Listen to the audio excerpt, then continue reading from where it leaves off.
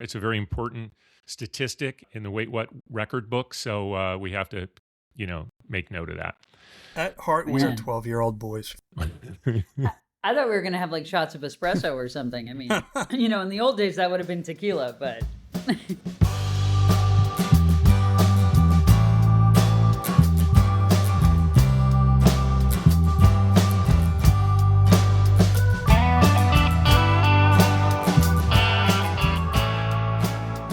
Welcome to Wait What? Sports Biz Chat with DP and McGee, the podcast that takes an often cynical, occasionally irreverent, and at times even a serious look at the business of sports. I'm your co-host, 𝗕𝘂𝗶𝗹𝗶𝗆. And I'm Tim McGee. Oh, partner, it's good to be back from the little break, or as I like to call it, an excursion. Yeah, to all our devoted listeners, please don't pay the ransom. We escaped. As I was pretty focused there for a while, launching a new F1 sponsorship, and you were, it seems, on your podcast media tour, which I enjoyed following. But I think a few big stories may have broken since we last recorded. Hold on, no, partner. Hold on here. Have you ever heard of a band called the 𝗕𝘂𝗶𝗵𝗆? I have not. You have not? Yeah. Interesting. I thought you would. 𝗕𝘂𝗶𝗵𝗆 was a side project of Keith Richards back in the late 80s when he was having his sort of issues with Mick Jagger. And I don't want to suggest for a second we have had any issues, but Keith Richards was not going to sit around and do nothing. So he started a side project called the 𝗕𝘂𝗶𝗵𝗆. I suggest to you and our listeners, go check out the album Talk is Cheap on Spotify. Roots rock. I don't know if there's any reggae on it, but it's that's where he comes from, certainly. Yeah, some blues, some roots rock. It's pretty good. Listen, I think you actually recorded one of them before we even went on break, but I'm just teasing you. I've done that, and we both stayed busy during the excursion. Yeah, no, I joined our mutual friend Steve Raquel, who's got a nice podcast, and then a young man who I met through his grandmother, believe it or not. You don't need to go any deeper into that story. I'm going to, because it sounds a bit odd just leaving it hanging like that. But two dear friends in our industry, Stephanie Jacobson and Mike McCann, not the lawyer, Mike McCann, and I were out to breakfast. We held the door open for an elderly couple. We started chatting them up. They learned we were in the sports business. The grandmother said, "Oh, my grandson is graduating from Ohio State. Can I have him reach out to you?" The young man did. We struck up a friendship. We've kept in touch, and he had a great idea for a podcast called A Fork in the Road, where he talks to industry people about decisions they made in their career that led them to where they are. I think the concept is brilliant. You should check it out. Jared Pine is his name. I think the lesson there is that perhaps we should have had a theme behind our show when we originated it. But here we are, 150 plus episodes in. So Tim, what's on your mind though? We'll actually get the show started now. Chaos and Anarchy is in a show theme. Let's ease back into it. Let's talk about something we talk about quite often, which are ratings. NBA first round, some great series. Most notably in my mind, Philly coming back from 3-1 and defeating the Celtics. The Knicks sort of getting a wake-up call after Game 3 of their Hawks series, going down 2-1 and then just blowing past the Hawks the rest of that series, and the Sixers in the second round. First round did averaged 4 million fans per game. Some of the games, you got to look for them, right? They're on ESPN, they're on ABC, they're on NBC, they're on Peacock, they're on Prime. I do find that a bit frustrating at times, but that's good. But the NHL, my goodness, some great first round. Buffalo getting past the first round of the playoffs and the first time forever. The Canadiens getting through the first round. Those ratings are up 70%. This speaks to the continued power of sports, particularly as an advertising driver. and the upfronts that are happening now, kicked off strong with sports leading the way for NBC and Fox, because that's, that in a way is where the power is. That's what advertisers continue to be interesting in, that live programming that only sports delivers. So it's obviously at a great place. Yes, probably somewhat boosted by the new world that we live in with Nielsen and the enhanced ability to capture data. I've followed the NBA a bit closer on a personal level than I have the NHL. I will be the first to admit. But the best first round for the NBA in 33 years. I think no one expected Boston to end up even in this series, although then they got upset by Philadelphia. So when Jason Tatum came back, I think they were tougher than people expected, because that's a really, really good team. The Knicks, and if the Knicks continue, I think the expectation now is that they'll certainly make it to the final, but who knows, because they are playing that well. And I'm not sitting here trying to jinx them in any way. OKC sweeps their series against the Lakers, but those others are both 2-2. The other Western Conference semi and the Eastern Conference semi are both 2-2. So both OKC and the Knicks will get a nice rest here as they await their opponent. The games have been great. Defense is starting to be played, but I'm not totally surprised by the numbers, because I do think there's a great star power that we're playing with, potentially the end of LeBron's career, but this OKC team is unbelievable. Obviously, Wemby in San Antonio, some big-time stars, the Knicks being the Knicks, and the power that they still, I think, elicit from fans. So, yeah, it's been pretty amazing to see these. And when I took a peek at the numbers, I was like, wow, it's kind of nice to see that bearing out. Yeah, listen, I'm all in on the Knicks bandwagon, but keep in mind that Detroit, if they should prevail against Cleveland, owned the New York Knicks this year during the regular season. And I know it's very different in the playoffs, but I guess my long-winded point, and hopefully I have one, is, don't punch your ticket to the NBA Finals yet if you're a Knicks fan. I agree with that. My only point is I think given how well they're playing, they're dominating teams. My brother's still a Sixers fan, and he lives outside of Philadelphia, although he likes the Knicks team because he's also a Villanova fan, and there's that connection with the Villanova players on the Knicks. When the Knicks went up 3-0, I was talking to him, and he said, "Yeah, I think the Sixers can pick one game off here." And I said, "I don't think so. I have a feeling this one's going to be a blowout." I was right on that one. Sorry, Patrick. Yeah, they gave everything they had in that Boston series. But it was interesting. They showed the bench, and they showed Embiid, and they showed somebody next to him. And it took me a second to realize it was Kyle Lowry. So your brother does have that Villanova connection with. How old's Kyle Lowry? I don't think he's going to be on the bench next year. What do you got going on? Well, listen, one of the subjects we've talked about probably the most on this show has been the situation in the world of golf, and particularly LIV, and all of the news that broke about PIF pulling out of their funding happened while we've been off.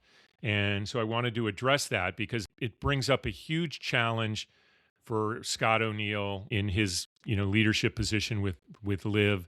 Since the changeover from Norman, they're moving toward trying to find investors, and I just don't. The product's not where it needs to be. I think this is going to be a bit of a tough lift. PIF was a perfect partner in a way because we always talked about just an unending amount of cash available to play it out as long as they wanted to, and I think they could have, but the tour won this if there was any sort of competition. And even though the tour was forced to make moves because of LIV, and I think we can all acknowledge that, Brian Rolapp takes over at a time and starts making some moves that just cements the position. And if you look at, how the LIV golfers perform, say, at the Masters, we have another major coming up this weekend with the PGA Championship being played outside of Philadelphia at Aronimink, nearby where I grew up.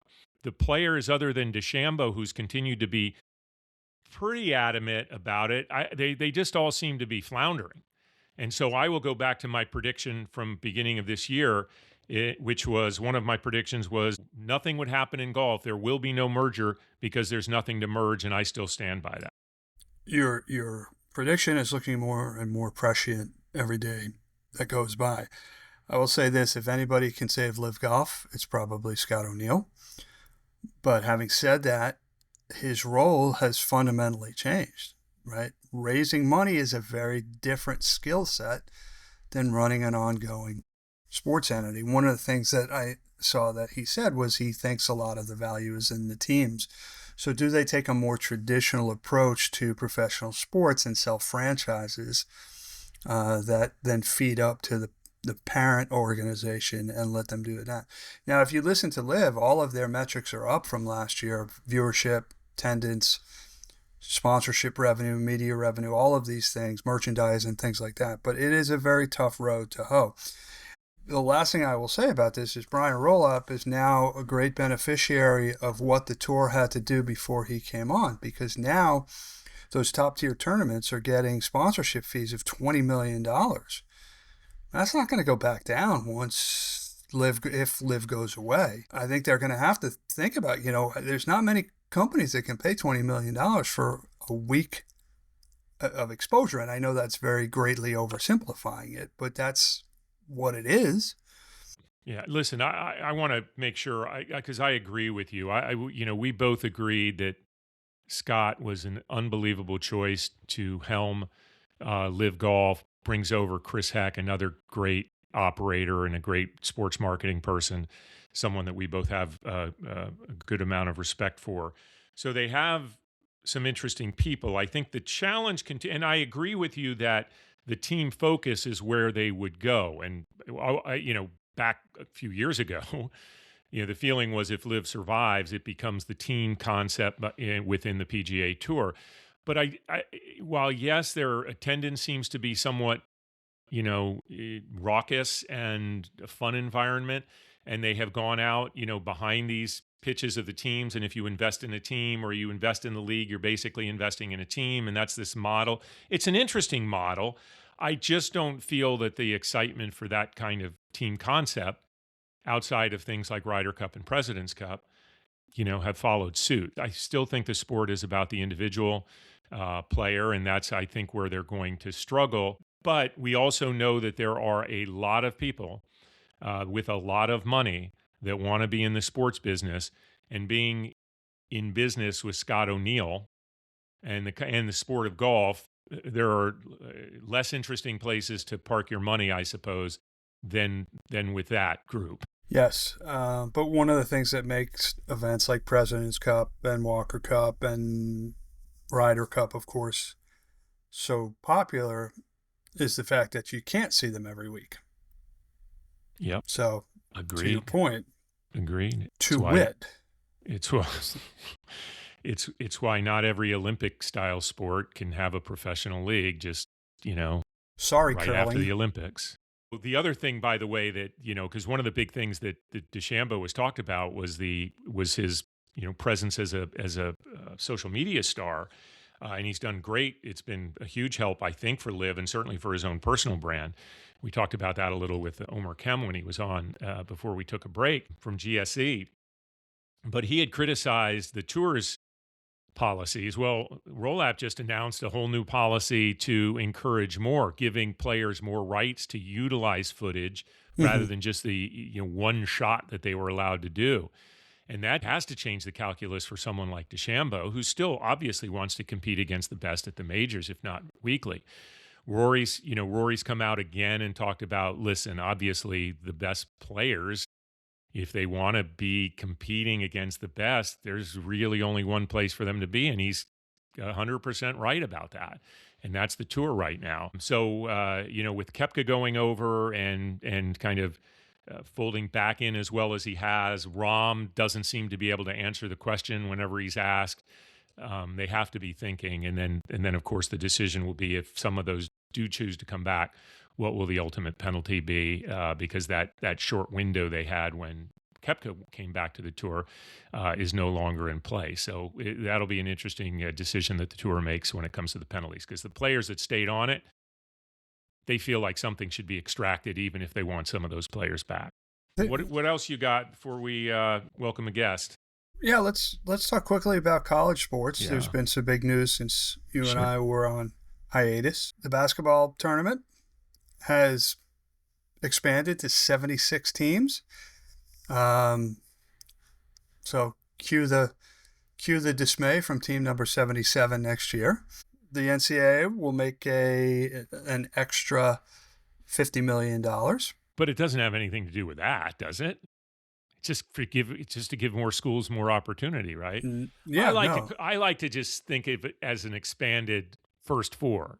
So the opening round is just the first 44 first everybody. Yeah. We talked about this on a show not too long ago. The Big 12 took a capital infusion from Redbird Capital. It was not a PE investment, but so far more than half the schools in the Big 12 have refused to take that money from Redbird Capital. I guess they believe that they can drive revenue, as well, if not better, without having to be beholden to having that what is essentially a line of credit. Yeah, I think the beholden word is quite important in that sentence, and I think that is probably freaking administrations out, because you're taking money and then they've got a little control on that, no doubt about it, in terms of how you operate, in terms of what the revenue projections are, and so forth. So that has to be worrisome. I think eventually we'll see it happen a little more, and that'll be cracked. But yeah, I think that's a fascinating story that you brought up some weeks ago, and will continue to be interesting to follow. Yeah, by taking that money, you're letting the proverbial camel's nose under the tent, I think. And then last but not least, just announced within the last day or two, the College Sports Commission, or CSC, which was set up to review NIL deals. And there have been a lot of complaints that they were slow and they were being a little bit capricious in their decisions. They upheld NIL deals to 18 University of Nebraska athletes, totaling $1 million. The school took them to arbitration. The arbitrators found in favor of the CSC. So it looks like, now whether this becomes precedent or not remains to be seen, but the CSC has some teeth in their enforcement efforts. And I think that's going to continue to sort of play a role in how these deals get done. Essentially what happened was Playfly took some of their money that they got through their deal with University of Nebraska. They gave it to the athletes, and there was no quid pro quo, right? There was no services or anything that needed to be rendered by these athletes, which was, to me, looked like, at least on its face, as a non-lawyer, looked pretty blatant to me. Yeah. No, I think that's where the precedent, I think, was established, and I think that's an important one. It kind of draws that line that we now know we can look at it from that standpoint, because that's been a bit of the joke, meaning it's not supposed to be pay to play, it's supposed to be pay for services. So I actually like that, that it was ruled on from that standpoint. Obviously there will be appeals and so forth, but I do think it sets a standard that will help guide what NIL was supposed to be. I'm not saying there won't be other things and other ways around, but fascinating case and a very important one, I think. What do you say? We could go on for a while longer on various subjects, but why don't we take a break now and welcome in our guests, and we'll be back on the other side. It's time for our guest. We are back, and we are so pleased to have our next guest on our first show back from spring break. Jennifer Van Dyke is the president of Boston Legacy FC of the NWSL. Jennifer has a long and storied career, both in and outside of sports. She started her career at the same place I worked, IMG, where she was in the consulting group, and then was a VP of digital strategy when digital wasn't even really a thing, if you think about it. She's taught at Boston University as an adjunct. She's spent time at the NBA, at Wasserman Media Group, the LA Clippers. She's done stints, as I said, outside of sports as the chief executive officer of Hoonigan, president of Dapper America, the NFT company, a company called Superplastic. And now, as I said, she is the president of Boston Legacy. So, Jen, welcome to the show. Thanks for having me. Good to see you guys. Well, it's great to have you, Jen. So I'll just add my thanks for you joining us today. As Tim mentioned in the intro, after a nice, solid career in sports, you had 3 stops as president or CEO at different companies somewhat outside before making this leap back in. Give us an overview of what really drove that decision to move back into sports in such a prominent way.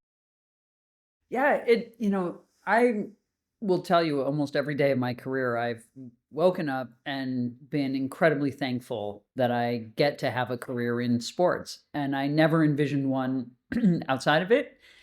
When I went back to Wasserman in 2018, I had the opportunity to create a new division within the company that helped athletes become digital influencers with social content. And Hoonigan actually was the media company owned by Ken Block, the rally racer and drift driver, who was actually outperforming every other athlete Wasserman had. And he had built a robust media and kind of, merchandise company on the back of YouTube, and they were looking for a CEO. And that became my opportunity really to go from being kind of an entrepreneur within big agencies to actually having full control of the keys. And it really was transformative for me in having that opportunity, still in sports, but not.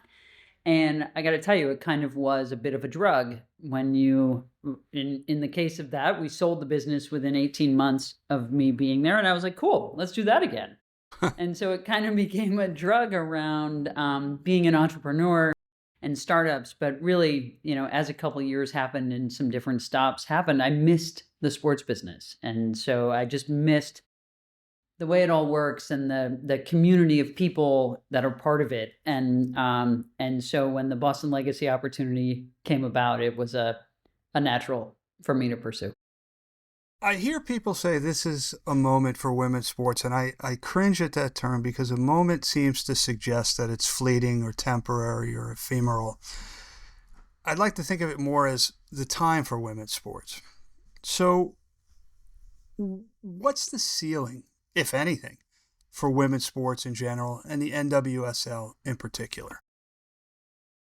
Yeah, it's a great question. I mean, I don't know that there is a ceiling for it. I think there's a lot of economic opportunity and a lot of, I guess you could consider it catching up with some of the more established sports. And I only mean that by established in some of the ways of major broadcast agreements, major infrastructure in stadiums and venues and things.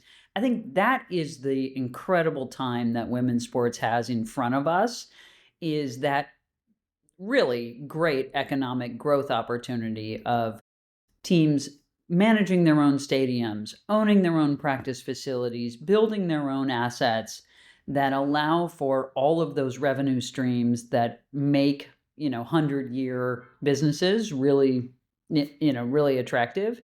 And that's where we are right now. We're just at the beginning of it. You see a big difference in teams and leagues that are able to invest in that type of infrastructure and that type of talent. And it's a game changer. So I don't know that there is a ceiling quite yet. That's great. We do have a tradition on this show, Jennifer, and Tim pretty much drafted most of the questions here, but we do have a tradition that when someone says, great question, we acknowledge that it was Tim that wrote that question. So he got to both ask the question and he wrote the question. So I just want to acknowledge it. What or not, after dominating last year, I think Tim is leading in this category this year. It's a very important statistic in the Wait What record book. So we have to, make note of that. At heart, we are 12-year-old boys. I thought we were going to have like shots of espresso or something. I mean, in the old days, that would have been tequila.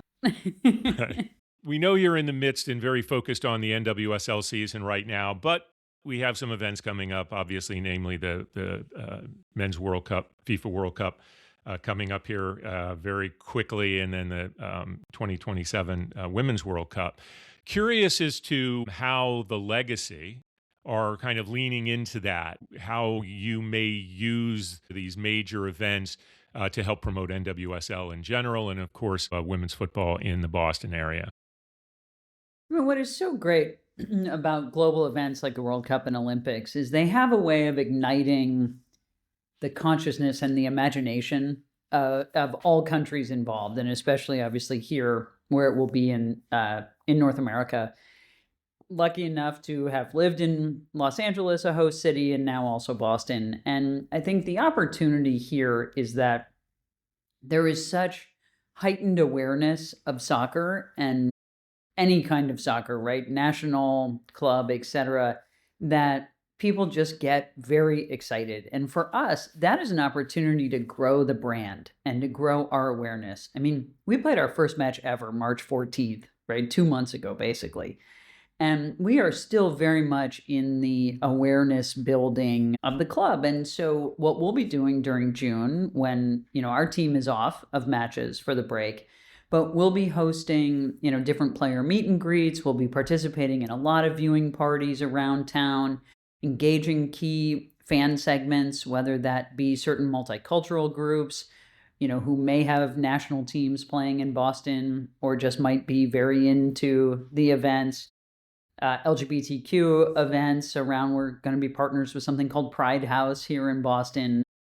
So just a lot of different ways and not exclusive to Boston. I would say really kind of trying to cut a wide swath around New England, down in Rhode Island, Connecticut as well. Just trying to capture some of that excitement and make people aware of the legacy and aware of what we stand for because, it is unique and it is new. And I think it's an exciting time for everybody. There may not be matches being played, but the league is not going dark, right? The clubs are not going dark. That's a myth.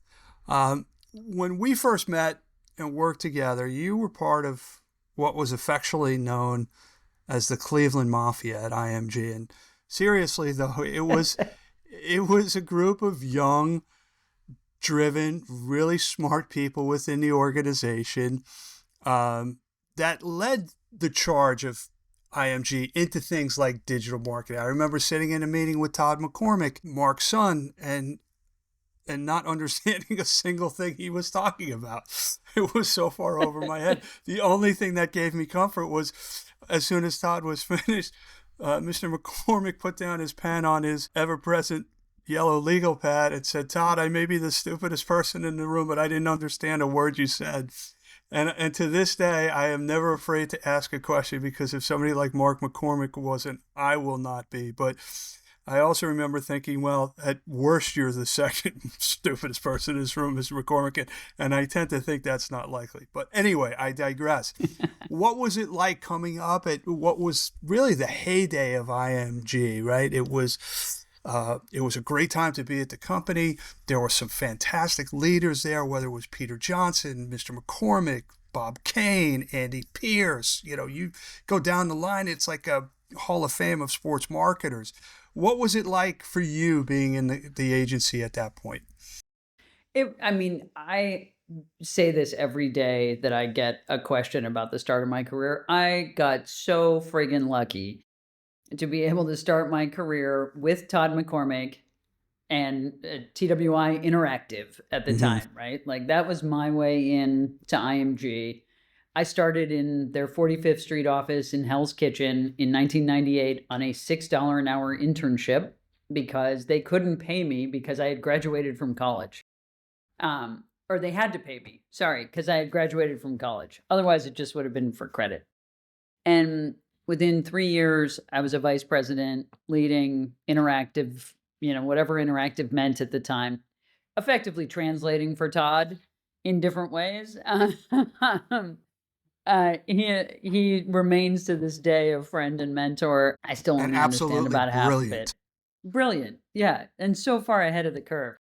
But, it really, I don't think any of us really knew it at the time, what was happening there that was so special.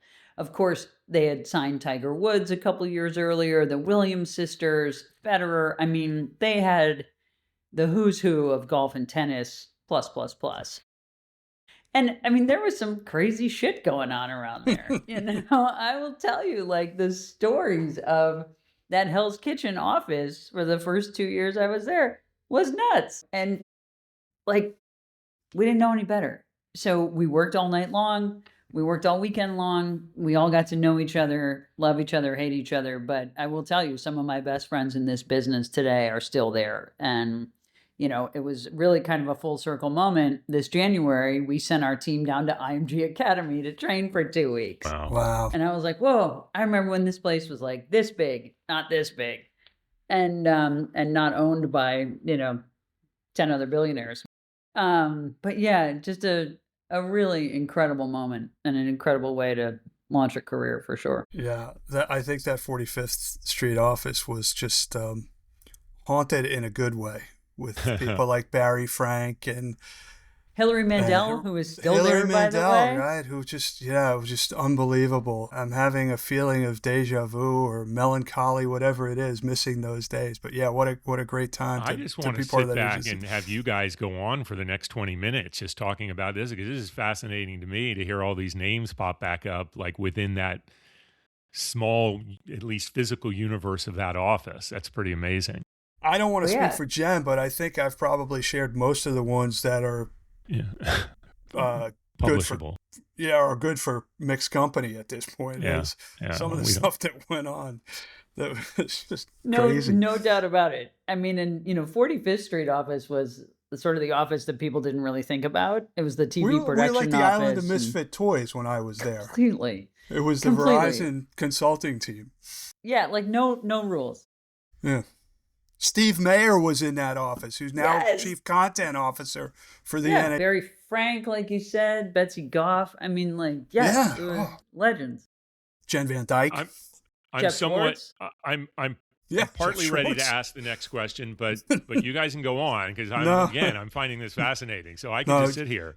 Jen's got a job she's got to do. We got to get her out of here. All right, so, but hearing this talk about IMG actually makes me even more interested to ask the next question I wanted to ask is, you left IMG, you went to another agency that has since obviously become a giant global entity, and Wasserman, now the team, right? They're called the team now.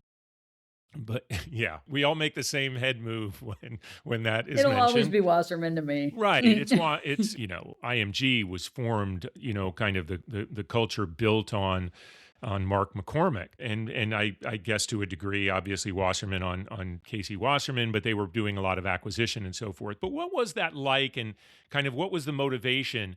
And you did go with more of your focus that you had built at IMG on this digital content, which, as Tim pointed out in the introduction, was just an emerging thing at the time. So kind of take us through that. How was that transition going to an agency with which I have to imagine a very different culture? Yeah, what was so interesting is IMG was even though they were headquartered in Cleveland and really a New York-based agency, right? And you felt it in the IMG culture. I left IMG after having moved out to LA and worked very closely with their action sports team in LA and kind of the West Coast consulting group. But even in LA, IMG still felt like an East Coast company. So it was really interesting going to Wasserman, because where IMG was so strong in individual sports, golf, tennis, etc., Wasserman had really built their strength on team sports. They had acquired Arn Tellum's agency in basketball. They were acquiring in football and baseball. And they were really kind of building from a representation perspective along that line. They also had just acquired Gary Stevenson's OnSport brand consulting group, and were kind of integrating all of that in when I joined in 2008.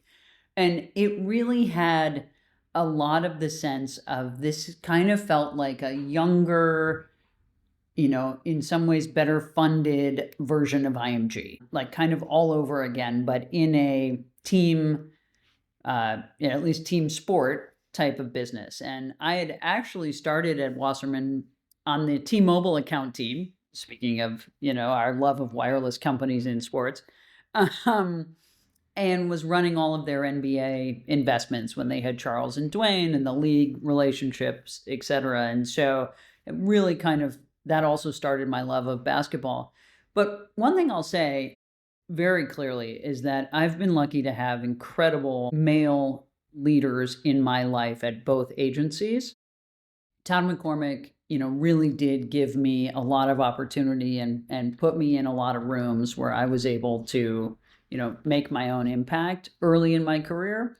But Ksy Wasserman has done something for women in this business that really no other agency has.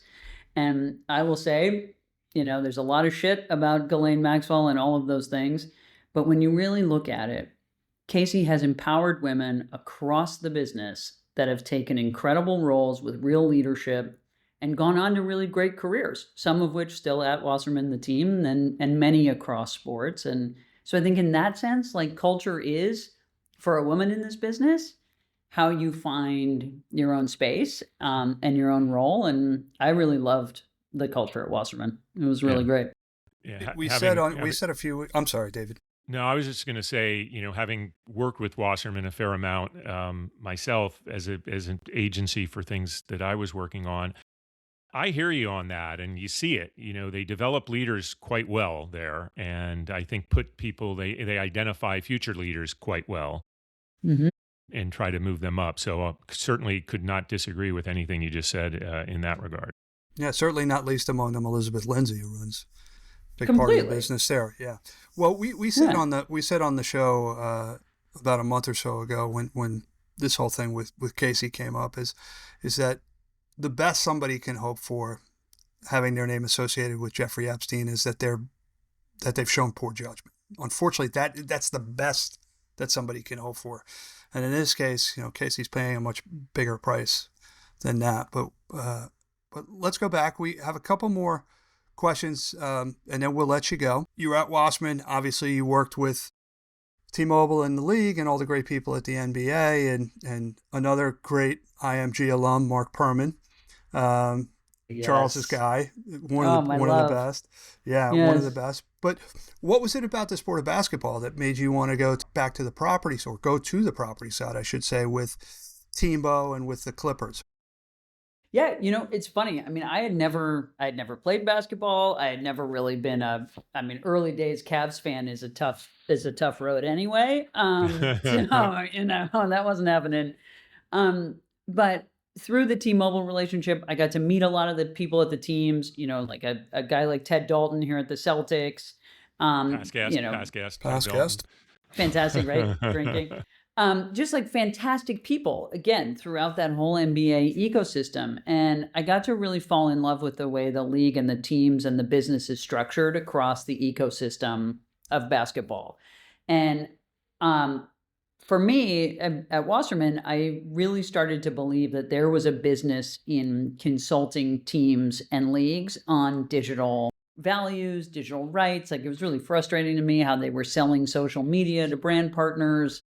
It didn't seem to make a lot of sense. So I had started doing a lot of consulting work for teams, many of whom became NBA teams, et cetera, and at Wasserman. And then my friend Amy Brooks from Teambo was like, hey, we do this, right, in the league. If you ever wanted to come to the league, we have this great group called Teambo, Team Marketing and Business Ops. And I just got enamored with it. And it seemed like it would be such a cool opportunity. I had spent 17 plus years of my career in agencies. It was like, let's go get a new seat. Let's go see what life is like from a chair in the league. And I loved it. I mean, I swear to God, I might still be at the NBA office today if I didn't have to live in New York. But, topic for another time. But it was, it was really phenomenal. And actually, it's kind of what ignited my desire to be a team president here, and especially here in Boston with the legacy, because of the opportunity that you have to really drive change. Yeah, it's really remarkable what, not to just use this word because of the team that you're the president of, but the legacy that Teambo has in terms of not only the people that it's turned out, but the model that it's created for other sports to try to follow. But speaking of the legacy, before Tim gets to the closing questions, can you share a little about what you're trying to build there in Boston with this team, especially as it relates to building that fan base, which is a great market for the sport, of course. What's that relationship that you're building with that fan as you look to grow this particular organization in a mad sports city? Well, in a positive way, I mean that. Oh no, it's a rabid sports city, and that is one of the ingredients that makes this such a great opportunity. I think the other big ingredient, though, is that as an expansion team, we get to just design this differently, and I think that's kind of one of the real opportunities in women's sports is sort of saying, okay, we now have a blank canvas, or we did 6-8 months ago. What does that fan look like? What does that fan want? How do they want to engage with players, with our team, with our brand? What do they want to wear? Like, we get to ask all those questions in a way that is not just as formulaic as I think in more established sports and sports fan bases. And this is kind of a unique opportunity for us to set that tone. You see this visualized in the design of our first two kits, our first two jerseys. One is a very strong, clear brand, green, literally it's called First Light. It is like literally the signal kit. The other kit is kind of a unique design that actually is designed with each one of the Boston's 23 neighborhoods and their outlines represented on the kit. And it allows for us to tell a different type of community story that is very local, that is very driven by what makes Boston, Boston.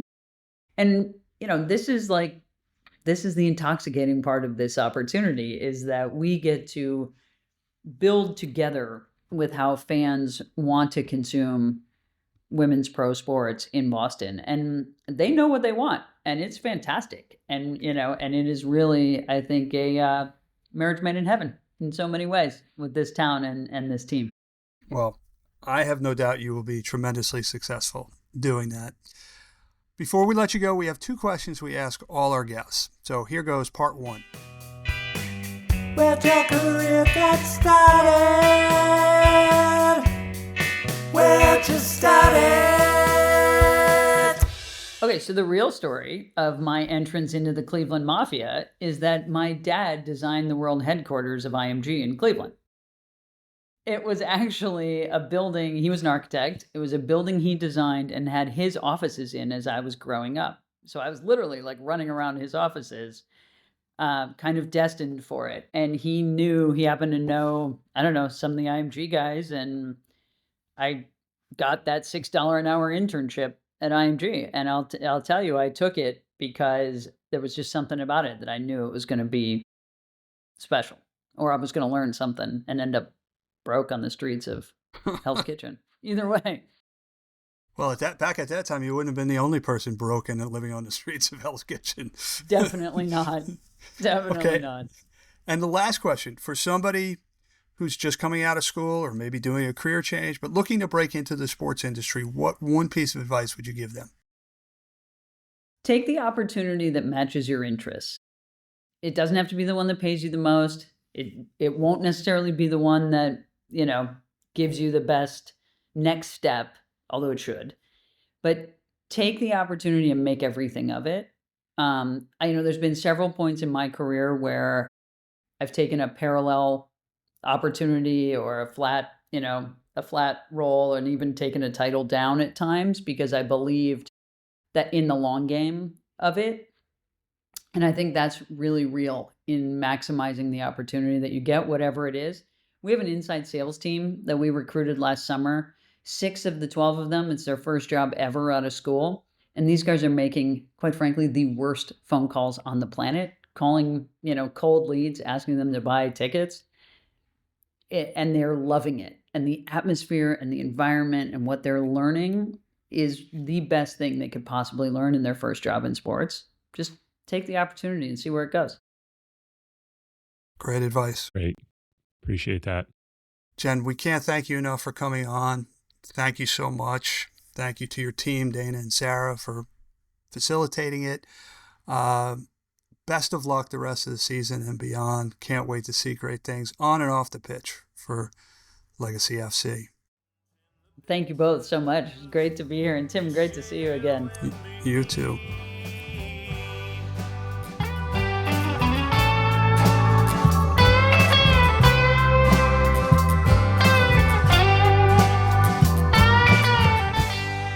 We are back. Thank you again to Jennifer Van Dyke of Legacy FC, president of the newest NWSL franchise in Boston. David, now's the time in the show where we give shout outs, make corrections, look forward. What's on your mind? Well, a couple things. First of all, this is a big thanks to you. I'm sporting very proudly, Tim, my Jersey Mike's Naismith Award quarter zip, which I'm now love. So thank you for that, because I'm a fan. I'm a fan of the Naismith Awards. I'm a fan of Jersey Mike's. I'm a fan of quarter zips. I'll just say it. Those are quite special, by the way. They were given out to our finalists this year for the high school player of the year, our first team All-Americans. I feel special wearing it, and I'm continue to be happy about making my predictions on the Naismith Awards when we do our prediction shows. Couple shout outs, starting with past guest Brooke Nuneviller and Major League Volleyball. They had their championship game, which they awarded $1 million to the winning team on. When we had Brooke on the show not all that long ago, the Omaha Supernova, the team that she is a star on, weren't doing all that well. But man, they came on big towards the end of the season, made it all the way to the championship game, and in a 5-set match against the Dallas team, the Dallas Pulse, they fell. But it was a great run. Brooke played amazing, but Dallas was just a little stronger overall. But they had a nice packed house there at this facility in Frisco. The Dallas team seemed to have a bit of a home field advantage because of the location of that. But just wanted to give her a shout out in the league for getting to that final and doing it in kind of a unique way. A friend that we've been begging to get on the show for a while, Steve Horowitz from Inner Circle Sports, just sold to William Blair. So congratulations on that sale for his advisory going into folding into Chicago-based William Blair. I'm happy for Steve. That's a big deal. He and his partners run a great advisory operation in Inner Circle. So I'm not surprised that this ended up happening, and it feels like a good fit for them. What am I watching for? I mentioned previously that the PGA Championship is going to be played at Aronimink, which is very near where I grew up. So I'm excited to see how Aronimink shows. I was pretty happy, going into the final round. There were 2 Wake Forest players in the final round of the tour event this past weekend, and they both kind of collapsed. One, Matt Fitzpatrick's brother, Alex, who was in the final round, and of course Cameron Young, who completely had a rough final round. Let's say it that way. Anyway, hopefully they'll be back and strong, and looking forward to seeing how that comes up. And then there's a whole slew of other business stories, which we kind of talked about before, that are clearly going to be interesting to follow. But I'll throw it back to you and see what you have your eye on. Yeah, a couple quick hits. NFL and the refs came to an agreement on a new collective bargaining agreement, so we won't have to worry about another Hail Mary situation. I think that's was absolutely critical for them to do. What else? I'm waiting for the prices to collapse on some FIFA World Cup matches. I think FIFA's been too cute by half in terms of the way they've been releasing tickets, and I think they're going to find themselves sitting on inventory as we get to match day in some markets and some matchups.